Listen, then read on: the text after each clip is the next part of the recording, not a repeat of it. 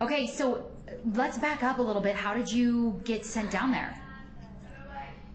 The request came in to the National Fire Center from Australia, which is nothing new for us. And this request, they were looking for specific positions, one of which I was qualified in as air attack.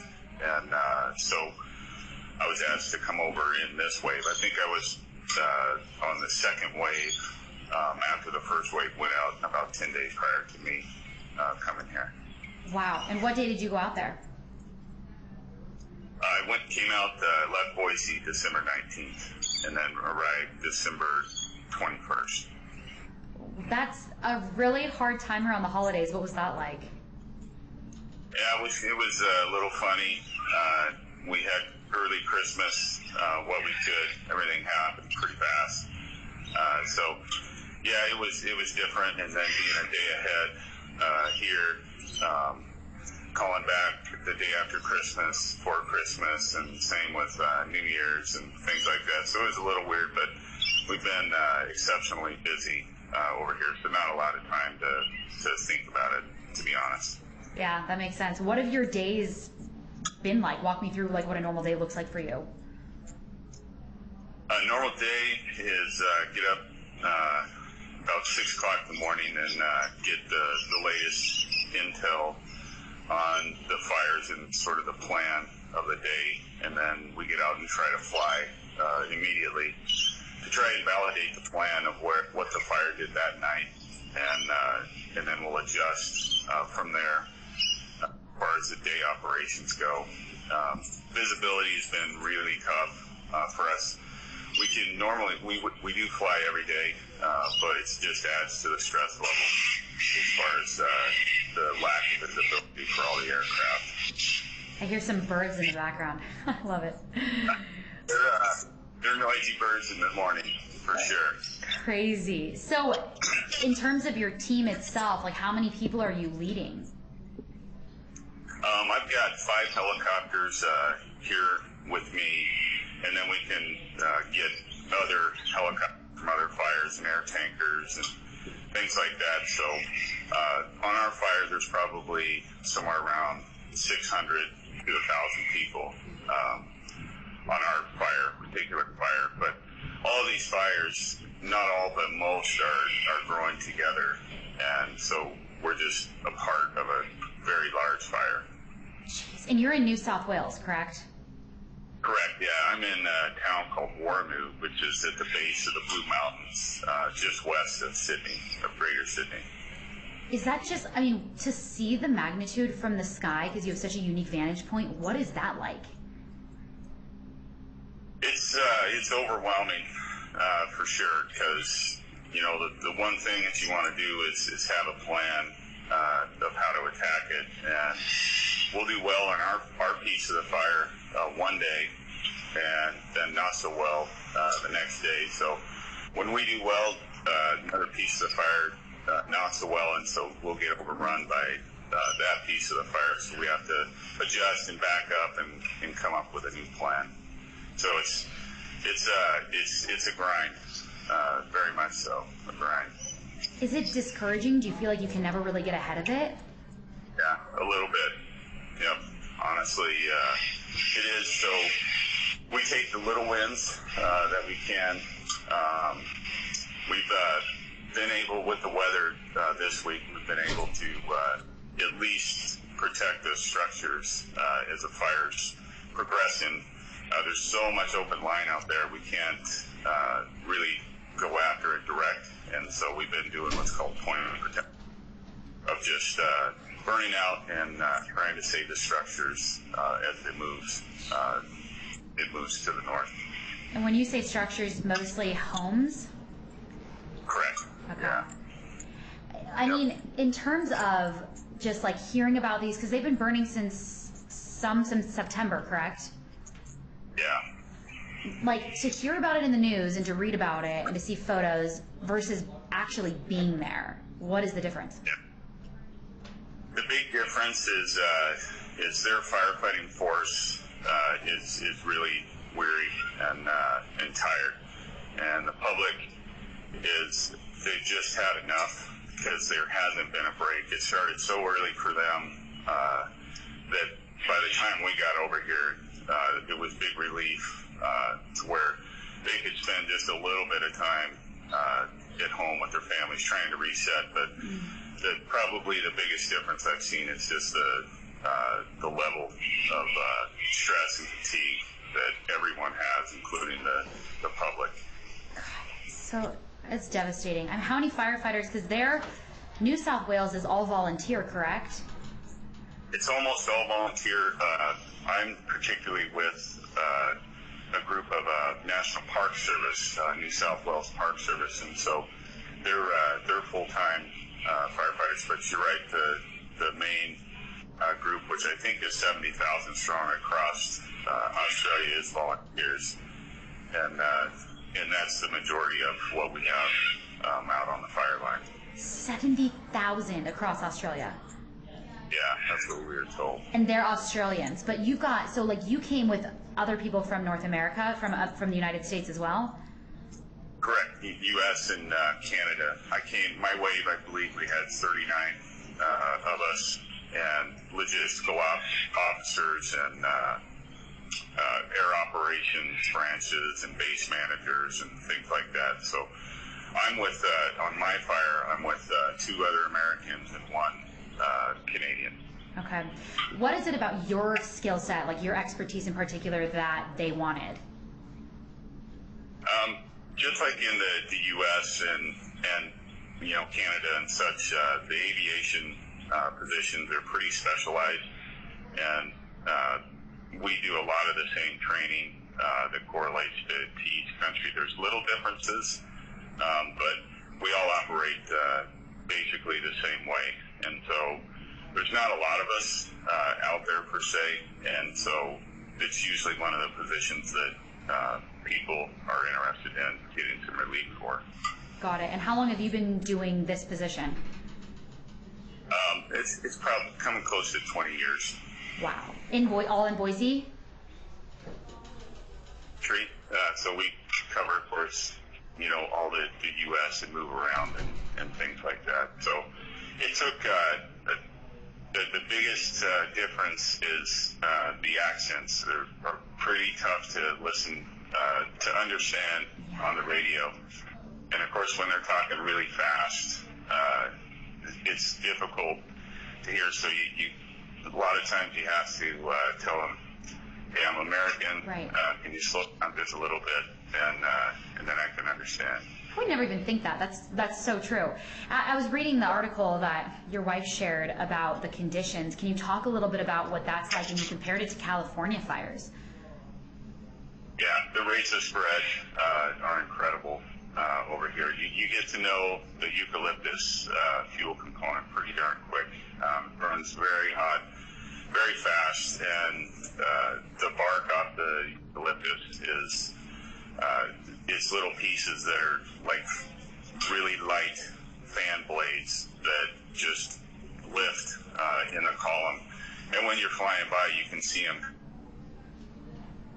It's what creates the spots. So it just starts leapfrogging with those spots. And so when it goes through a grove of eucalyptus, you're prepared to start picking up spots and change your tactics to deal with that.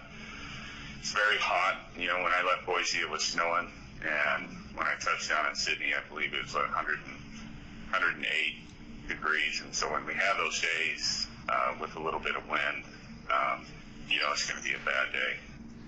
And are they in a drought? Very much so. Yeah, severe. It is extremely dry. So even a day like today, it's a little cloudy, and we did receive a little bit of rain last night. Just as we did yesterday, it kept the fire down until about 3 o'clock, and then it just awoke like nothing happened the night before, and it was off to the races. So I imagine we'll have the same conditions today. And from what we're told is they're not looking at relief for at least another month, maybe 2. Like you can't go home for another month or 2? No, we'll do a tour of about 35 days, and I believe there's another wave of North Americans coming in. So National Fire Center will keep supporting them with all of the positions that they're requested as long as they need it. And you just keep, I mean, like the fires, like you said, they keep joining, they keep merging. I mean, have you ever seen in your career anything like what you guys are facing there? No. I was telling some folks the other day that this is the largest fire that I've been on in 25 years, or 29 years during my career of over, I think this fire now is 2.5 million acres. And so it's a very widespread issue. Like you mentioned earlier, if we can get up and it's good visibility, as far as the eye can see is fire. Oh my gosh. And you're in the helicopter all day? Yeah, all day. Like, what are the hours? We can fly up to 10 hours a day. In Australia, normally in the U.S., our duty day is 8 hours, which is a very full day. And so this has been a pretty arduous task for me, sitting in a rattling helicopter for 10 hours a day.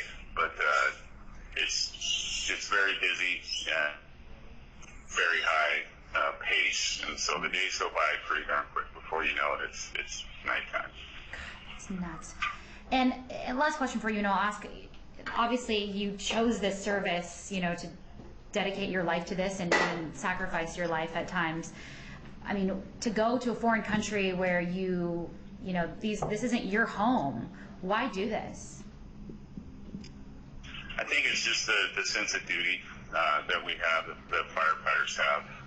All of us have the same thing, is we have some skills and abilities that in times of need, you just feel that call to duty. And there's never any hesitation for those of us that are over here. And the folks that are on tap to come, it's another place that we're going to fight fire in. And try to save some of the landscape and definitely the communities at risk. The Australians are very, very appreciative. At our air base, on a daily basis, the locals come by and bring, drinks and snacks and things like that, and just ask us anything that they can do to make it, more like home for us. So that is really cool that they're so appreciative, because over here we're like, what can we do? What can Americans do? We just feel so helpless. Yeah, it's that's probably the most depressing part is feeling that state of mind with the communities over here, because their country is literally under siege with fire and the wildlife and a lot of the problems that come along with fire and post-fire, as far as floods and things like that. So they're in a battle for sure. Well, thank you for your service. I know it's not easy being away from home for so long, and definitely not easy fighting those conditions. And like you said, just kind of feeling like battered day in and day out and like hopeless almost. I mean, that's not ideal. Yeah, it's like August in the U.S. every day. Yeah. Well, thank you so much, Joel, for taking the time to chat with us. I'll ask you, where are you right now, if you can show us? I'm at the air base in Warramoo. Okay. And it's, I'll flip it around. Okay. So most of, it's pretty common for us to be working with American pilots, especially the air tankers. It's kind of like the traveling circus where we just travel around the world and you meet up with the same people, but they have us at a football field, and you can see it's pretty cloudy, and that's kind of the vegetation that you see. So I'm up in the mountains, not down in the flats, but the mountains are not like what we have. They're just kind of rolling hills. Wow. Just full of eucalyptus and different types of trees. So. Wow. And so, what you're coordinating is like water bombing. Like, will you just list really quickly? Yep, bucket rockets and air tankers, and a lot of what they do a ton of burning. So we're coordinating the times of the burns and how much fire and where and when they lay it on the ground, because very quickly it can get out of control.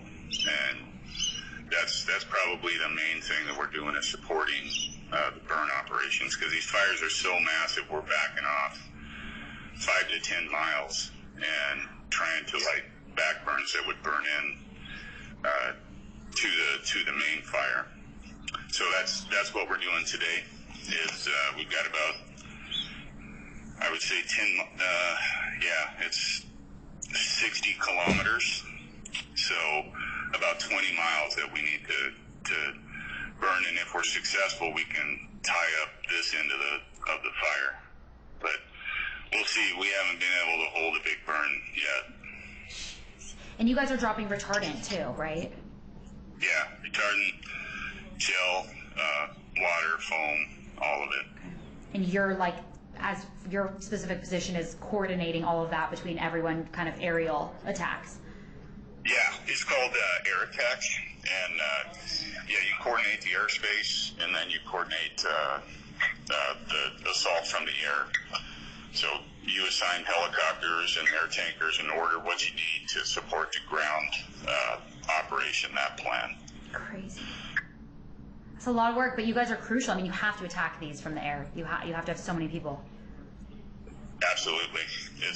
It would be really tough to pull these types of burns off. The ground crews need air support. They definitely need air support to be successful. So the only limiting factor that we have is the visibility.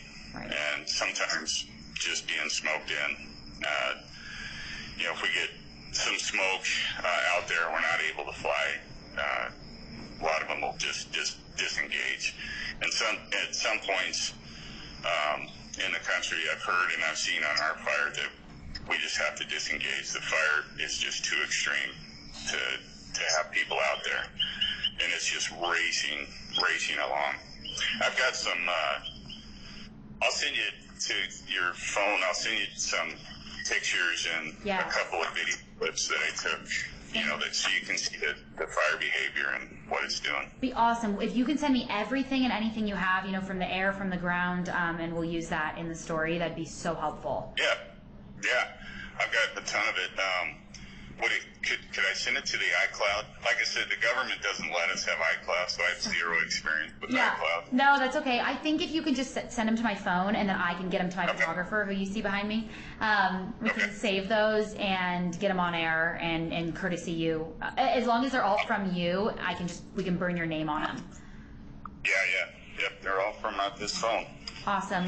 You are so great, Joel. Thank you. And I hope that we can, maybe check in again next week or something and do a follow-up.